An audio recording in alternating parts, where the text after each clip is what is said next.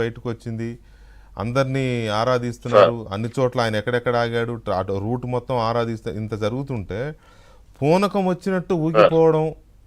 పర్టికులర్గా కొంతమంది, అందరూ కాదండి, క్రైస్తవ సమాజం మొత్తం అలా ఏం లేదు, ఏం జరుగుతుందో చూద్దాం, నిజాలు బయటకు వస్తాయని నమ్మకంతోనే ఉన్నారు. కొంతమంది రాజేష్ చెప్పినట్టు కొంతమంది పనిగట్టుకుని పూనకం వచ్చినట్టే వాళ్ళు ఊగట్లే, సమాజాన్ని ఊపాలనే ప్రయత్నం చేస్తూ ఉన్నారు. ఆ ఊపే క్రమంలో మత ఉగ్రవాదులారా అని హిందువులను అంటున్నారు, ఇలాంటి పోస్టులు పెడుతున్నారు. వాళ్ళు ఊగుతూ వీళ్ళని ఉగ్రవాదులు అంటారు. అదేమో యాక్సిడెంట్ అని అందరూ మాట్లాడుతున్నారు. పోనీ వాళ్ళకి అనుమానాలు ఉన్నాయి, దానికోసం దర్యాప్తు జరుగుతోంది. ఎక్కడా కూడా minimum political sense, social sense ఏమీ లేదండి. ఎలాగైనా దీన్ని రాజకీయం చేయాలి, ఎలాగైనా ప్రభుత్వానికి రుద్దాలి, ఇది తప్ప ఇంకోటి గోల్ కనపట్ల. దీని పట్ల హిందూ సమాజం వైపు నుంచి మీ వెర్షన్ ఏంటి?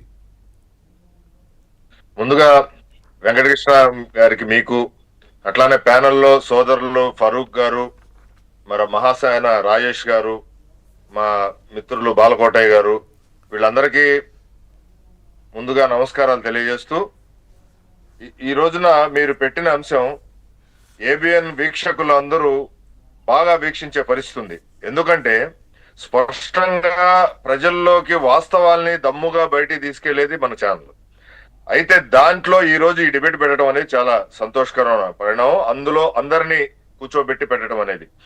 అయితే ఈ రోజున మీరు ఇందాక మత ఉగ్రవాదులు అన్నారు. అసలు మత ఉగ్రవాదులు మన దేశంలో లేరు. ఆ మతానికి సంబంధించిన ఉగ్రవాదులు వేరే దేశాల్లో, వేరే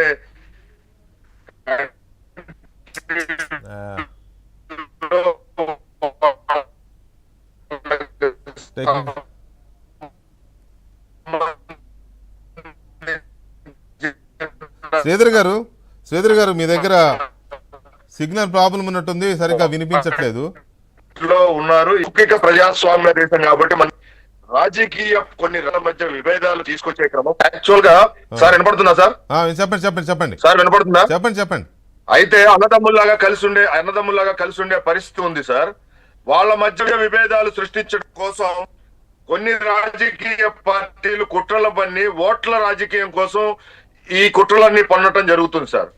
ముందుగా ఈ రోజున మనం చర్చలో కూర్చున్నది పాస్టర్ ప్రవీణ్ గారు మృతి మీద కూర్చోవటం జరిగింది. అయితే ముందుగా ఆయన మృతి పట్ల హిందూ సమాజంగా మేమందరం బహిరంగంగా సంతాపం తెలియజేశాం. ఎందుకంటే ప్రపంచవ్యాప్తంగా ఉన్న క్రిస్టియన్ సోదరులు ఇప్పుడు లెంట్ డేస్ లో ఉన్నారండి.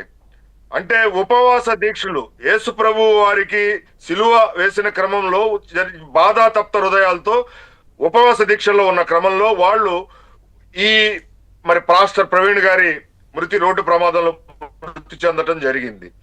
ఇప్పుడు మేము ఒకటే చెప్తున్నాం, ఈ ఎవరైతే దీన్ని మత విద్వేషాలకి రెచ్చగొట్టేందుకు వాడుకుంటున్నారో, అయ్యా మత విద్వేషాలు రెచ్చగొట్టే పార్టీలు గాని ఆ సంస్థలు గాని ఇప్పటికీ ప్రవీణ్ గారు మృతి చెందిన 3 రోజుల్లో ముగ్గురు పాస్టర్లు మృతి చెందారు. ఒకళ్ళు ఇద్దరు తెలంగాణలో మృతి చెందారు. ఒకళ్ళు కరుణాకర్ పాస్టర్ గారు మృతి చెందారు రోడ్డు ప్రమాదంలో రామగుండం దగ్గర. అట్లానే మళ్ళా నల్గొండ జిల్లాలో జోసఫ్ గారు మరణించారు ఉప్పల్ రోడ్లో. మరి వీళ్ళ మృతి పైన ఎందుకు మీరు వివాదం చేయలేకపోయారు? తెలంగాణ రాష్ట్రంలో, ఒక ఆంధ్రప్రదేశ్ రాష్ట్రంలోనే ప్రవీణ్ గారి రోడ్డు ప్రమాద మృతి పైన ఎందుకు వివాదం చేస్తున్నారని చెప్పి మేము అడుగుతున్నాం. అయితే ఇప్పుడు నిన్న రాజమండ్రి ఒక వ్యక్తి వెళ్ళి మీడియా ముందు ఏం మాట్లాడాడంటే, ఇదిగోండి ఆ వ్యక్తి ఇతనే, అతని పేరు జాన్ బెన్నీ లింగం. ఉందిలే, నా దగ్గర ఉందిలే ఆ వీడియో, నేను నెక్స్ట్ ప్లే చేద్దాం అనుకున్నాను. ఉందిలే. ఈ జాన్ బెన్నీ లింగం ఇదిగోండి భారతి గారితో ఫోటో దిగాడు. చాలా ఉన్నాయిలేండి, అది నేను ప్లే చేసి చూపిస్తాలే, చాలా ఉన్నాయి, మీరు చెప్పండి.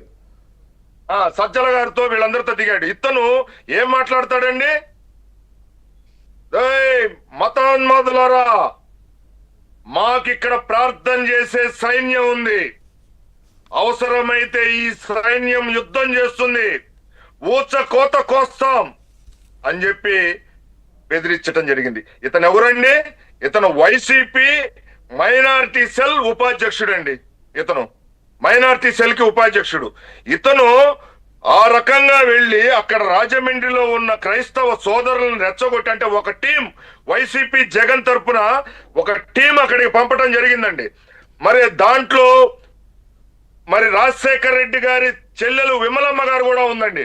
ఎందుకంటే ఆమె ఎన్నికలప్పుడు చంద్రబాబు గారిని అధికారంలోకి రానివ్వకూడదు, చంద్రబాబు గారు వీళ్ళెవరు తెలుగుదేశం పార్టీ రాకూడదు, జగన్మోహన్ రెడ్డి మేనల్లుడే రావాలి అనే ఉద్దేశంతో ఆమె పాస్టర్ల మీటింగ్ రాజమండ్రిలోనే పెట్టిందండి. పెట్టి వాళ్ళందరినీ ఇచ్చేసింది. ఈ రోజున రెచ్చగొట్టి ఇదే పాస్టర్లు గాని క్రైస్తవ సోదరులు గాని రెచ్చగొట్టి ర్యాలీలు, అన్ని జిల్లాల్లో ర్యాలీలు చేయించడం కూడా ఆమెది కీలక పాత్ర ఉందండి. ఎందువల్లంటే ఇంత జరుగుతుంటే కనీసం మానవత్వం ఉండదండి. సొంత బాబాయి, సొంత అన్నని చంపితే విమలమ్మ గారు మరి సొంత